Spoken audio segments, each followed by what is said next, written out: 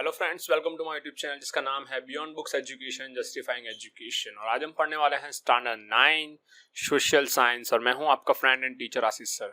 आज हम पढ़ने वाले हैं chapter number 4 part 5। Part 1 to 4 की लिंक मैंने डिस्क्रिप्शन में दे दी है, तो आप वहां पे जाके अगर आपके रिमेनिंग पार्ट नहीं देखे आपने तो आप वहां से देख सकते हो। चलिए शुरू करते हैं आज का हमारा session. So what we are going to learn today, एक बार उसको हम देख लेते हैं कि आज हम क्या क्या क्वेश्चन पढ़ने वाले हैं। Question number 10. The Russian farmer, labor and peasants were not getting through enough income. Peasants मतलब कि फार्मर्स या फिर हम उन लोगों को कह सकते हैं जो फार्मिंग के रिलेटेड वर्क करते हैं, उन्हें हम कहेंगे peasants या फिर फार्मर। तो फार्मर जो है, लेबर जो है, उन लोगों को क्यों इतनी इनकम नहीं मिलती थी डिस्पाइट ऑफ वर्किंग हार्ड, इतनी ज़्यादा मेहनत करने के बावजूद, और they become a very poor, और वो क्यों धीरे धीरे पुअर होते गए, इस स्टेटमेंट को समझाइए। इसके बारे में हम पढ़ने वाले हैं। क्वेश्चन नंबर 11 पढ़ने वाले हैं, व्हाट इज ब्लडी संडे। ये बहुत ही इंपॉर्टेंट क्वेश्चन है हमारे लिए आज के सेशन में। और बाकी के दो क्वेश्चन है, which incident was known as a socialist Bolshevik revolution and how league of nation form, explain the aim of league of Nation. तो ये जो चार क्वेश्चन इसे हम आज पढ़ने वाले हैं, ये इस चैप्टर के लास्ट आखिरी चार क्वेश्चन है। इसके बाद हम पढ़ने वाले हैं हम बियॉन्ड बुक्स क्वेश्चन, जो हम हर बार पढ़ते हैं। You should know this. Where is the world's highest stadium is located? दुनिया का सबसे ऊंचाई वाला जो स्टेडियम है कहां पर है, वो हम आज पढ़ने वाले हैं। शुरू करते हैं आज का सेशन। तो हमारा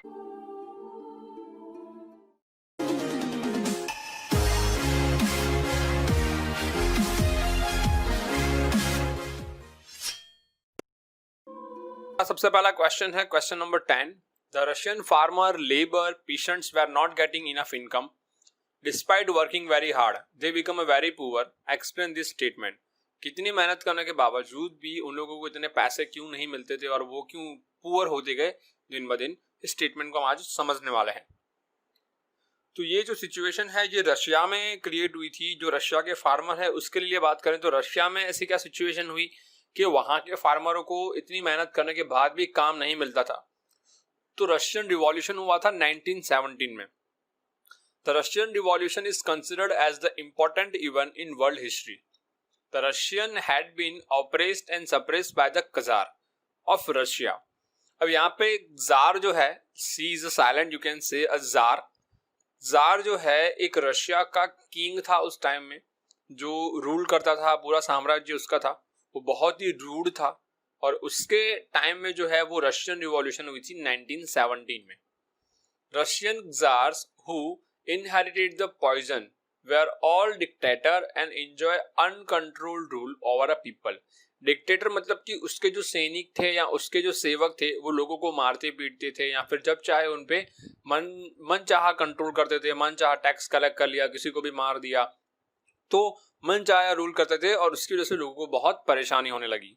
People did not have any right during this period. और लोगों के पास उस टाइम में कोई राइट या फिर कोई हक नहीं हुआ करते थे। इसकी वजह से लोग बहुत ही परेशान थे। The Tsar were so cruel and pitiless on people that if anyone demanded for any right, jar जो है इतना क्रूल था, इतना खराब था कि कोई भी इंसान अगर कुछ बोलना चाहे या फिर कुछ डिमांड करना चाहे तो उसको वो मार देता था या फिर उसको वो बहुत ही कड़ी से कड़ी सजा देता था। He was tortured, suppressed and severely punished to condemned to be sent to be bone chilling and dead called of Siberia. Bone chilling मतलब कि उसको इतना मारता पीटता था या उसको इतनी कड़क सजा देता था कि वो इंसान तड़प तड़प के मर जाए, या फिर उसको साइबेरिया की ठंडी जगहों में भेज देता था जहां पे वो इंसान ठंड की वजह से तड़प कर ही मर जाए। तो इतनी खराब तरीके से वो लोगों को सजा देता था जो राजा था tsar. This uncontrol and oppressive tsardom मतलब उसका जो साम्राज्य था जिसे हम कह सकते हैं जारडम, वो अनकंट्रोल था, ऑपरेसिव था, कोई उसकी बात समझने को तैयार नहीं था, वो हमेशा सबको मारता और पीटता रहता था। और this become the reason of grief, इसकी वजह से उसने लोगों से बहुत सारा टैक्स कलेक्ट करना शुरू कर दिया और लोग धीरे धीरे गरीब होते गए। Poverty and suffering among the people, the Russian farmer, labour and peasants were not getting enough income. Despite working very hard, they become a very poor. इसीलिए जो रशियन के जो फार्मर है, जो लेबर है या फिर जो उसके आसपास के जो कर्मचारी थे, वो इतनी मेहनत करने के बावजूद भी कुछ पैसे नहीं कमा पाते थे और वो धीरे धीरे पुअर होते गए। तो यहाँ पे हम देख सकते हैं कि रशिया के अंदर रशियन रिवॉल्यूशन हुआ था 1917 में, जहाँ पे रशिया के अंदर जो जार करके एक किंग था, जो राजा था, उसकी पूरी की पूरी साम्राज्य फैली हुई थी और उसके लोग लोगों को मारते पीटते थे और लोगों को कोई हक नहीं था, कोई राइट नहीं था कि वो लोग जार के सामने कुछ भी बोल पाए। और जो लोग जार के सामने बोलने की कोशिश करते थे उनको मार दिया जाता था या फिर उनको साइबेरिया की ठंडी जगहों पे भेज दिया जाता था। तो इस तरह से वहां के लोग धीरे धीरे पुअर होते गए। नेक्स्ट क्वेश्चन की अगर हम बात करें, question number 11, what is Bloody Sunday? Bloody Sunday क्या है? Under the leadership of Father Gapon, तो यहाँ पे चर्च में रहने वाले जो फादर गैफोन है उनकी लीडरशिप में बहुत सारे लोग कहाँ पे पहुंच गए, जो रशिया के रिवॉल्यूशन के जो वहां पे किंग थे जार, उसके घर के सामने। Under the leadership of Father Gapon a large rally was taken out to the czar's resident Winter Palace on date 22 January 1905 Sunday. तो 22 जनवरी 1905 रविवार के दिन सुबह सुबह में जार के घर के बाहर, अब जार के घर का नाम क्या है? Winter palace. तो ये एग्जाम में आ सकता है, what is the name of the house of jar?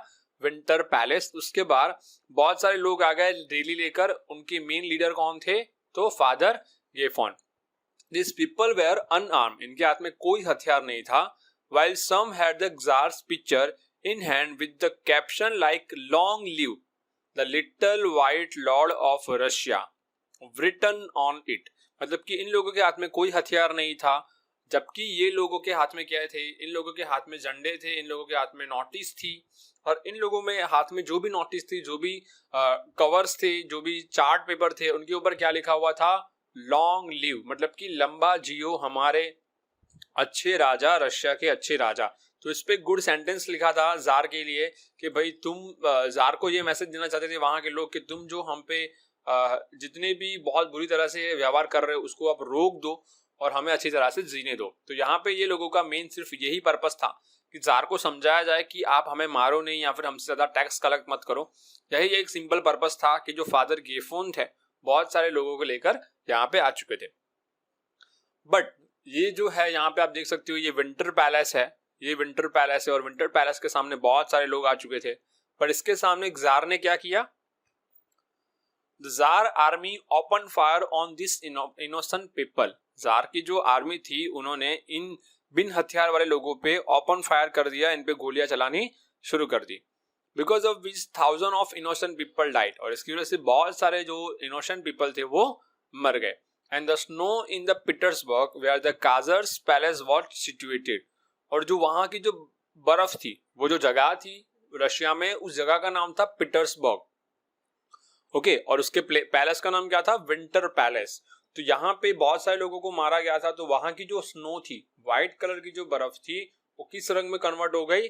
लाल रंग में कन्वर्ट हो गई। Where the czar palace was situated turn red with blood, तो आसपास में जो बर्फ थी, जो व्हाइट कलर की बर्फ थी, वो किस कलर में कन्वर्ट हो गई? रेड कलर में कन्वर्ट हो गई ड्यू टू द ब्लड।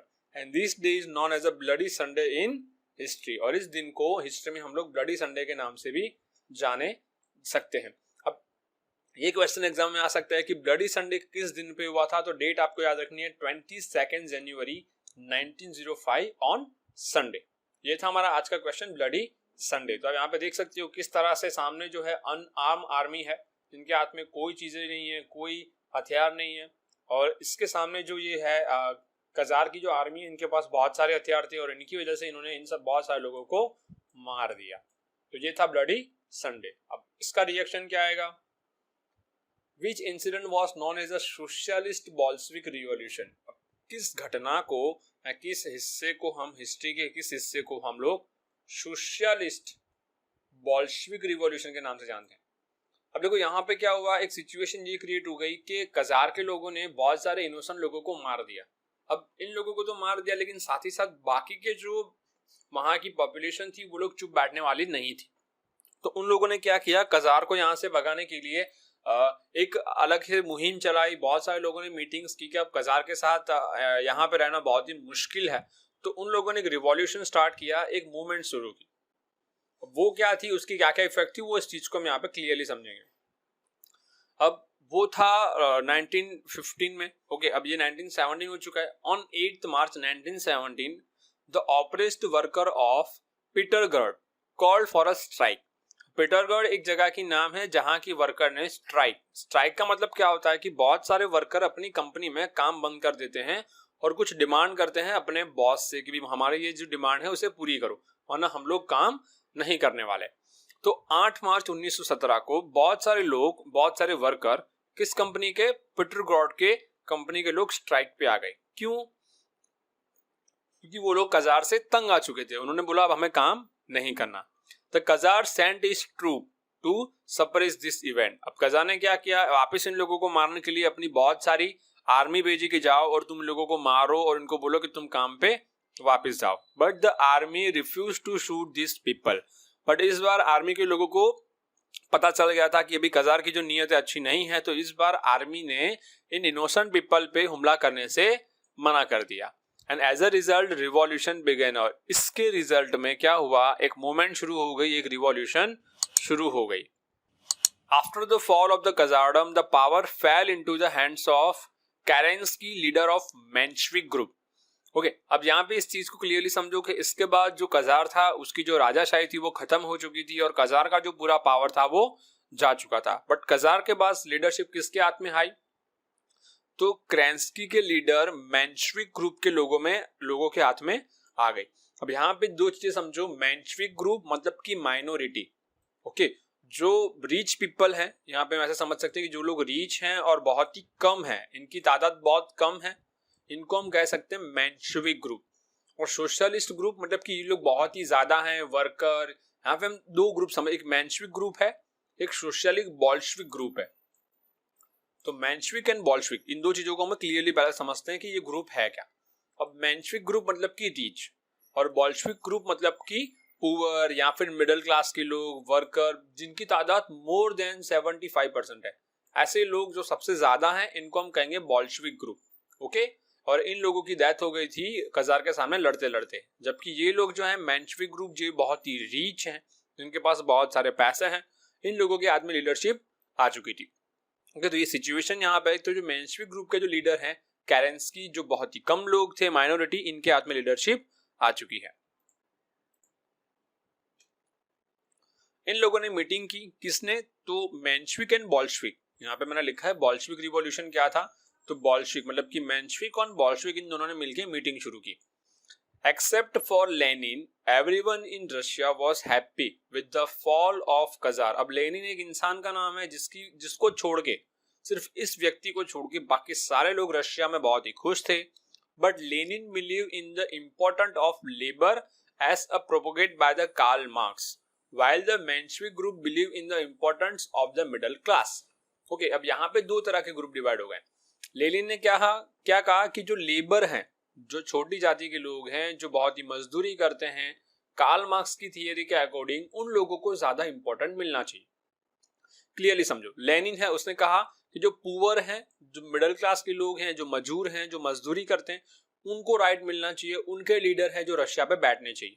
जबकि मेंशविक ग्रुप है, रीच है, उन्होंने क्या कहा, मिडिल क्लास के लोग या फिर रीच जो हैं उनको ज्यादा इंपॉर्टेंट मिलनी चाहिए। तो यहाँ पे ये दोनों के बीच में अलग अलग एक मत खड़ा हो चुका है, इन दोनों के बीच में अलग अलग एक जजमेंट शुरू हो चुकी है। तो लेनिन क्या कह रहा है, किसको इंपॉर्टेंट मिलनी चाहिए, लेबर्स को इंपॉर्टेंट मिलनी चाहिए। जबकि मेंशविक क्या कह रहा है, किसको इंपॉर्टेंट मिलनी चाहिए, मिडिल क्लास के लोगों को इंपॉर्टेंट मिलनी चाहिए। ये क्लियर हो गया।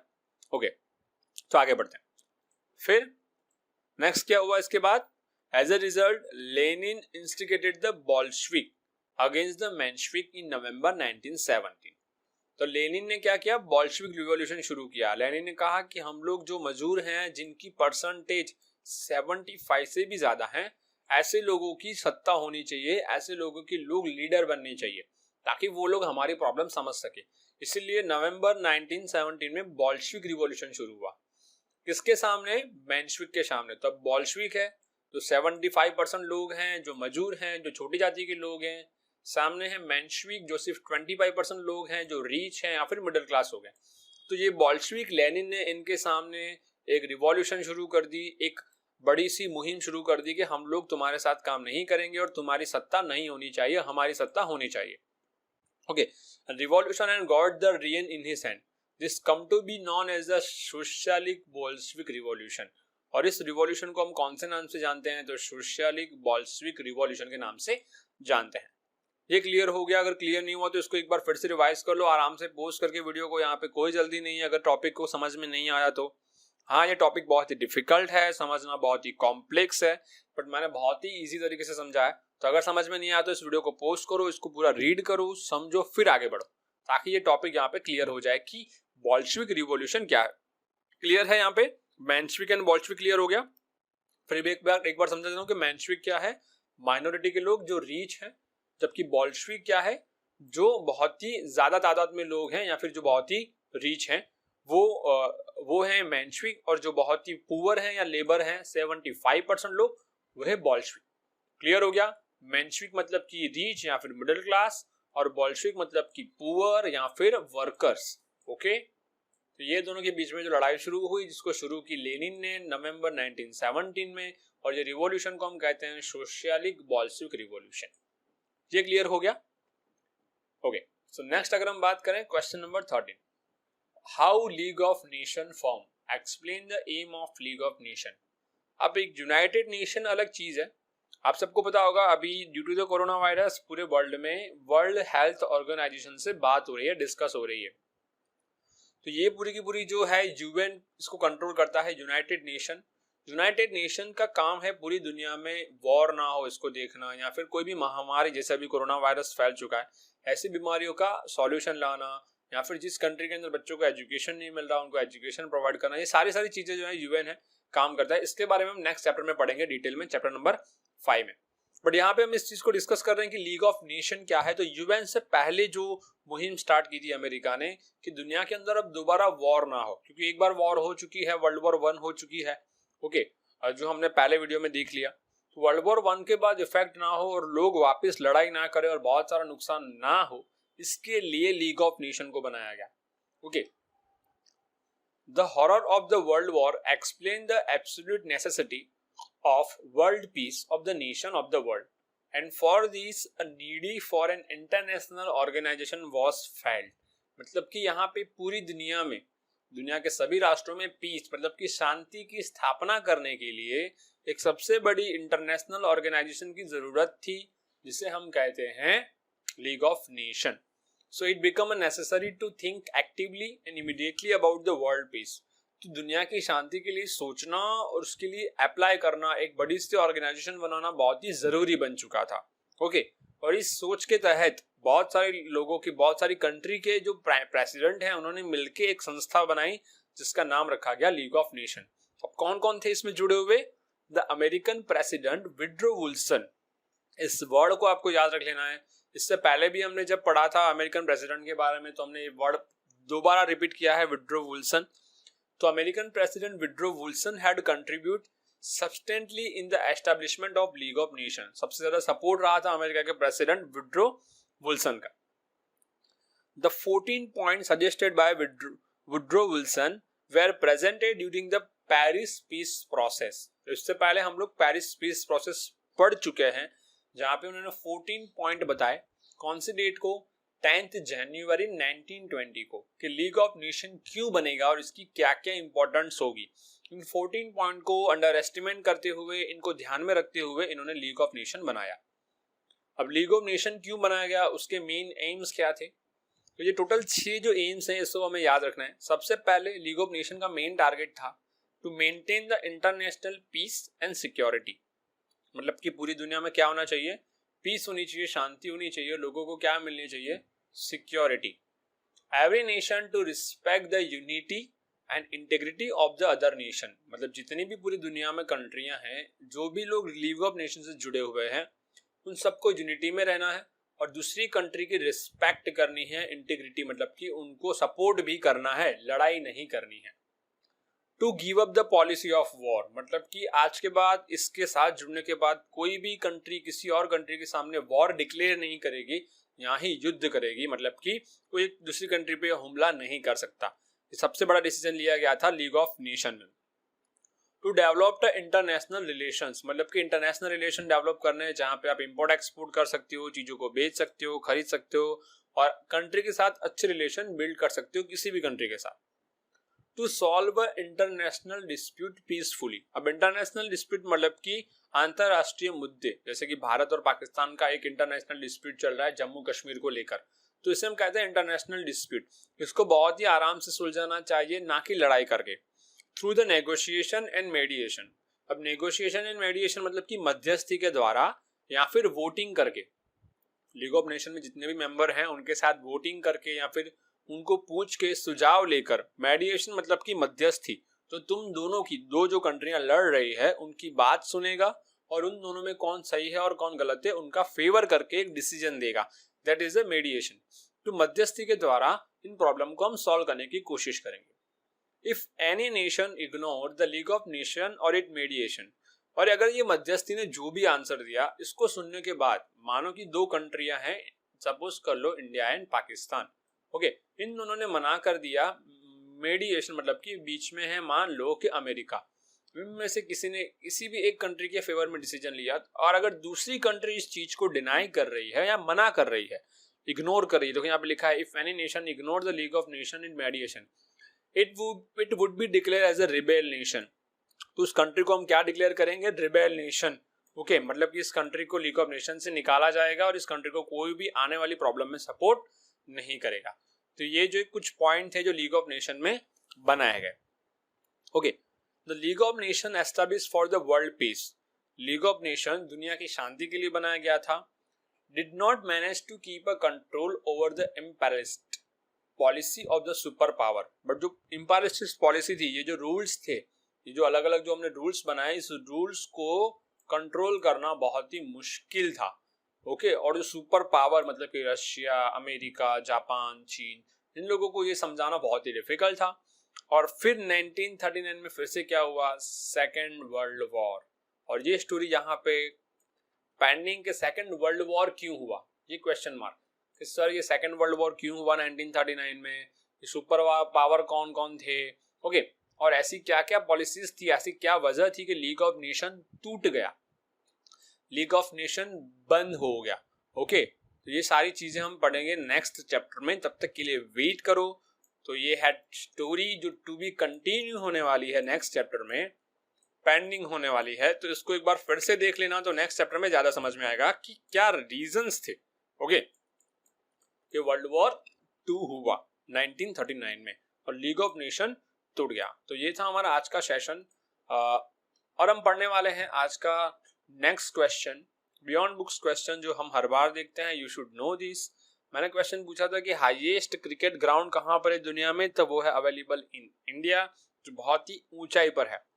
Eight an altitude of 2444 metre, the Chail cricket ground in a Chail, Himachal प्रदेश। तो हिमाचल प्रदेश के चेल नाम की जगह पर ये ग्राउंड आया है 2444 मीटर की ऊंचाई पे। Is the highest in the world. It was built in 1893 and is a part of the चेल मिलिट्री स्कूल। तो यहाँ पे जो मिलिट्री स्कूल है उन्होंने यहाँ पे बच्चों के लिए ये ग्राउंड बनवाया था 1893 के अंदर। तब से लेकर ये दुनिया का सबसे ऊंचाई पे पाया जाने वाला ग्राउंड है। प्लीज अगर आपको वीडियो अच्छा लगा है तो don't forget to subscribe, like and forget. अगर वीडियो के रिलेटेड कोई भी वर्ड समझ में ना आया हो या कोई भी दिक्कत हो तो आप मुझे नीचे कमेंट सेक्शन में बता सकते हैं, मैं आपको रिप्लाई जरूर करूंगा।